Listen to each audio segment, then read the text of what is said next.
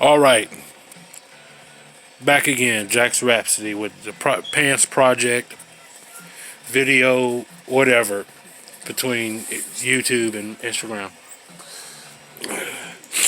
Alright, so I've gotten the waist in, all that's good. We've already been through that. Now, I've moved on to my first plan. Well, the rest of my plan of combining these pants and making something completely custom. You didn't think I was just going to sew pants inside pants, right? And just leave it at that. No, no. We've got this here.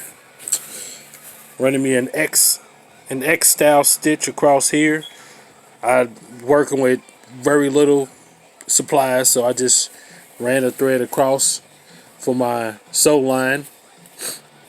And I'm stitching along that thread as best I can with an X, and I'll probably go back over it with a wrap or something like that, because this is where the back of the pants is going to stop at. I'm going to have to get my what is it called, seamstress measuring tape or whatever, this here, measure the other side so I can get it at the same distance. Once I get this, I'm going to trim the rest of this behind it, sew point far down,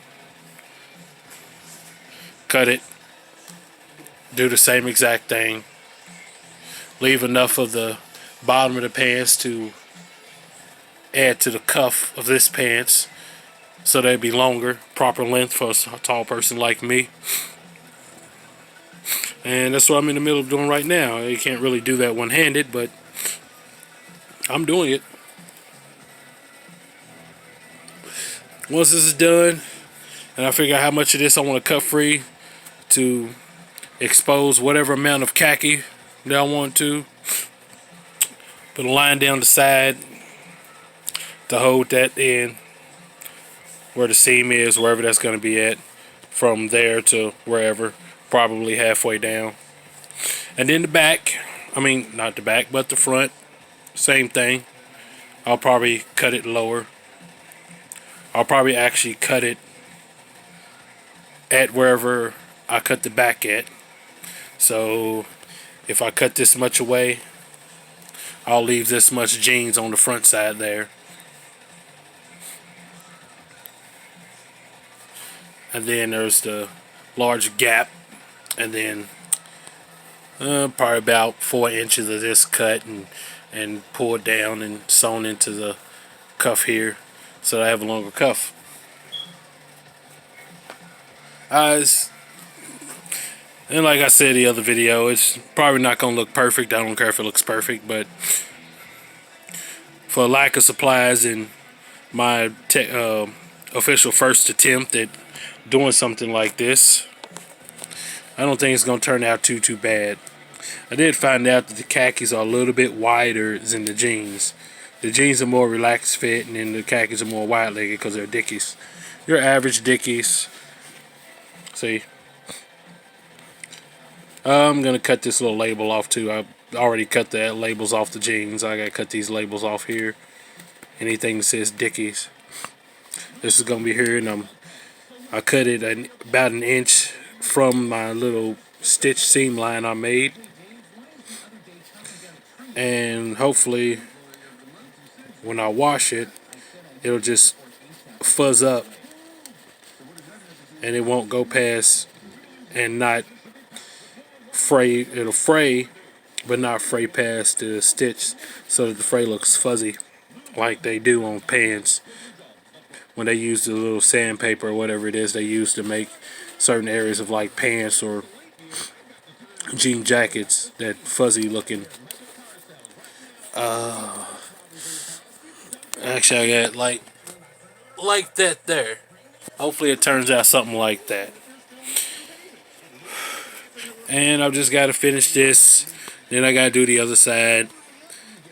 And then that's as much of the project I'm doing. I might just do this one leg by itself because it's taking about an hour and a half to get what I got now, from beginning to making the line to cutting this and starting to stitch it, and I started with like a little loop stitch right there, and then I remembered I was going to do an X stitch and then go back and do a loop stitch or something like that.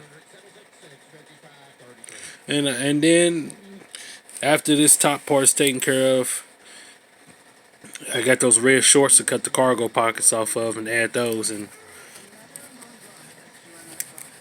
I don't say I'll cut this a little high, but I was gonna actually blend this in, but it ended up being lower than I thought it was after I actually cut it.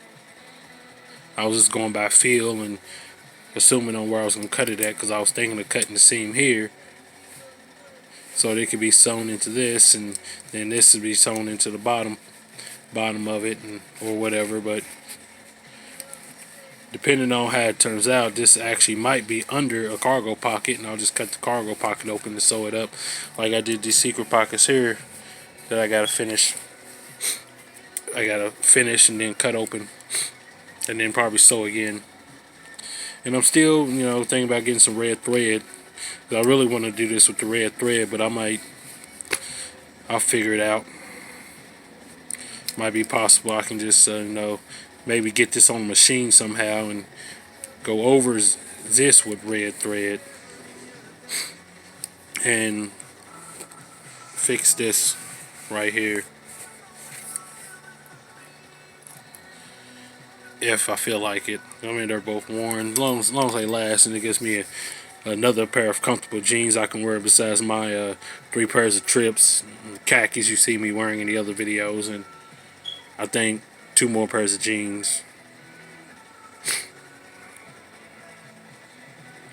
And I think that's pretty much all I have to say about this. All I'm doing is this here, and I'm stopping this after I get this sewn all the way on, and either leave this thread in or pull it out depending on how everything turns out.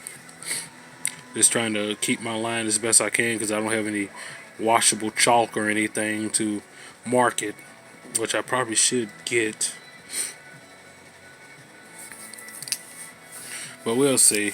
I mean, it's a nice little DIY home project, whatnot. And I think regardless, as long as I take my time with it, it's still gonna turn out okay.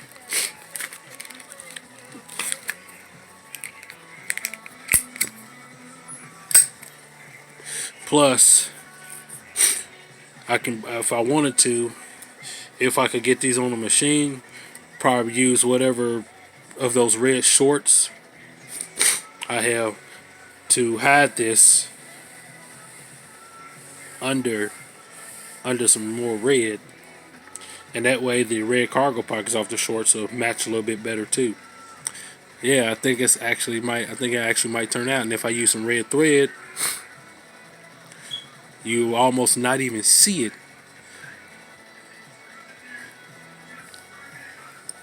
I think that's actually a good idea I just thought of right now, and possibly get some of that magic tape that I saw in the video, where it's like double-sided tape that is water soluble, so whenever you can use it to hold together all your panels and sew it up, and then as you wash it, it just dissolves in the water, leaves no residue, stains, or anything.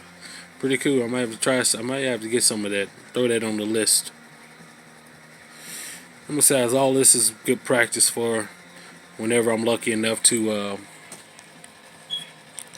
get either my sewing machine running and or another sewing machine, and figure out how to start making pants from actual material, and not just cobbling them together like I am now. Cause I call this cobbling together, but they're still going to be badass. I mean, I don't care. I'm going to be proud of what I made here.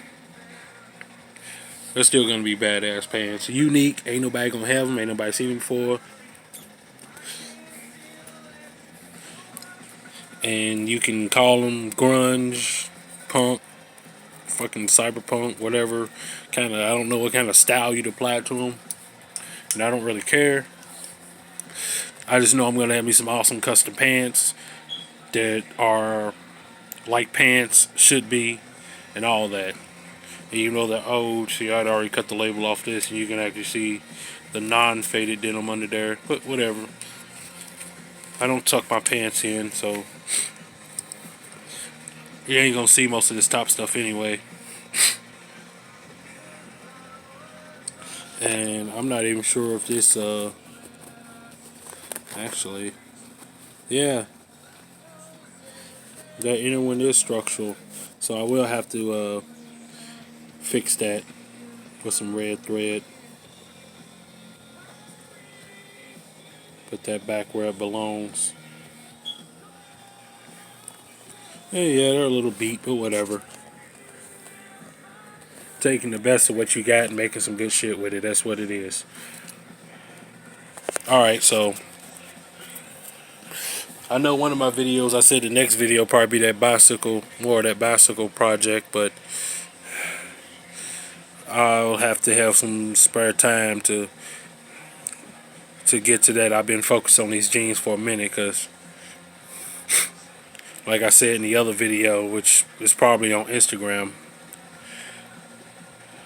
that, you know, my girl's want a double on it. You know, I was talking to her because she's been borrowing a friend of mine's bike when we was riding bikes, and she actually used the second and third on the crank. So she said she wants a double, so I'm gonna put a double on, show you how to work on some Ashtabula cranks. All right.